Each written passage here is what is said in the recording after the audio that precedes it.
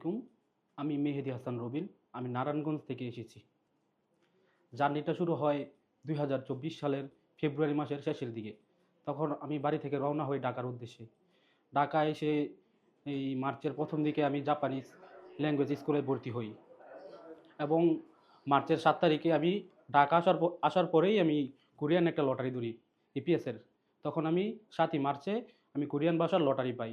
তখন আবার জাপানিজ ভাষা ছেড়ে আবার কোরিয়ান ভাষা শিখতে শুরু করি।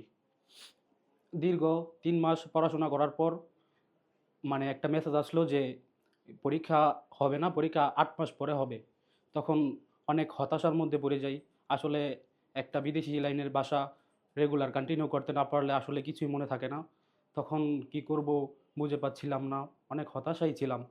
তখন আর আমি কোরিয়ান লাইনে ছিলাম না। কোরিয়ান থেকে আবার এই ২৫ ফেব্রুয়ারি মাসে জাপানিজ ল্যাঙ্গুয়েজ স্কুলে আবার ভর্তি হই।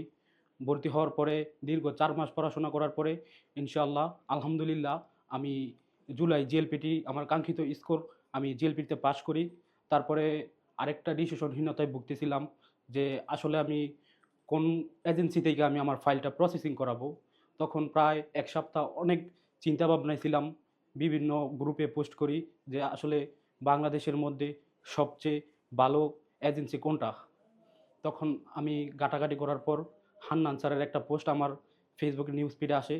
তখন আমি হান্নান স্যারকে নিয়ে অনেক রিসার্চ করতে থাকলাম। তখন দেখলাম অনেকেই ভালো রিভিউ দিচ্ছে হান্নান স্যারকে নিয়ে। তখন আমি সানে আসলাম।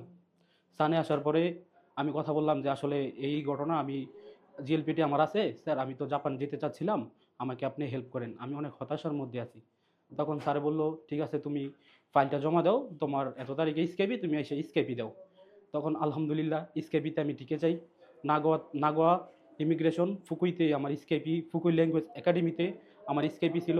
আমি স্কেপিতে আলহামদুলিল্লাহ টিকে যাই। তারপরে আমার ফাইল প্রসেসিং শুরু। আলহামদুলিল্লাহ কাঙ্ক্ষিত ফলাফল জাপানিজ স্টুডেন্ট ভিসা।